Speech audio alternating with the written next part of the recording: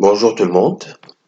Alors, après avoir fait le premier acte, la scène première, je vous propose de faire une petite évaluation concernant toujours le premier acte et la scène première.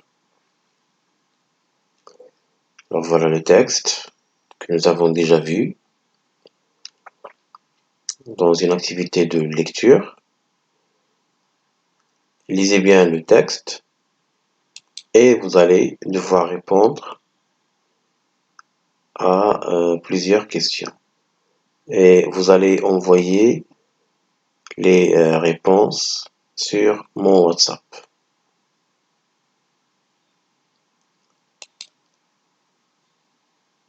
Alors ce cours tout simplement est destiné au tronc commun bien sûr.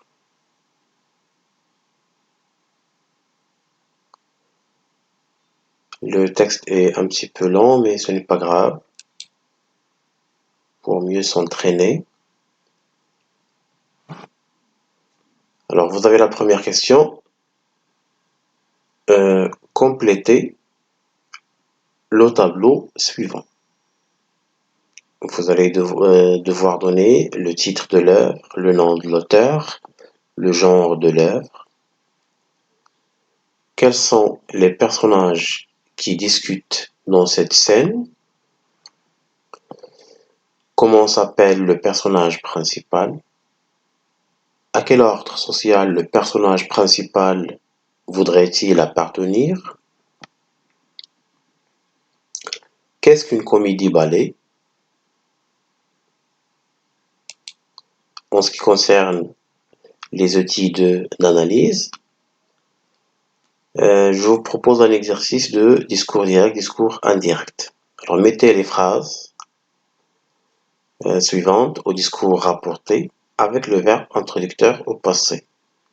Alors vous avez « Elle pourra partir demain soir », c'est une question. Le verbe introducteur proposé entre parenthèses c'est demander. C'est à vous maintenant de définir est-ce qu'il s'agit d'un discours direct ou d'un discours indirect et puis vous allez devoir faire la transformation. Je le ferai demain. Le verbe introducteur c'est m'assurer. Si on regardait la télé ce soir, toujours une phrase interrogative. Le verbe introducteur, demander. Vous pouvez ouvrir la fenêtre, toujours le verbe introducteur demander. C'est certain, nous ne pourrons pas y aller. Le verbe introducteur proposé, c'est assurer. Nous ferons attention la prochaine, pardon ici, un E, la prochaine fois. Alors, le verbe introducteur, c'est promettre. En ce qui concerne la production écrite, vous avez un sujet sur lequel vous allez devoir travailler.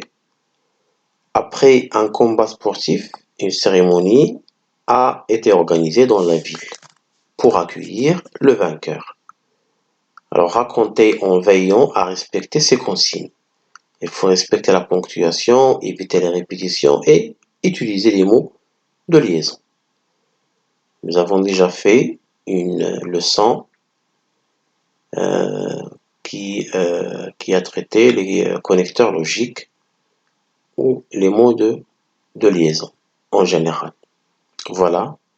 Alors c'est une petite évaluation pour oublier un petit peu pour dépasser le confinement sanitaire. Alors à tête reposée, travaillez cette évaluation et envoyez-moi vos réponses sur mon WhatsApp. J'insiste sur mon WhatsApp.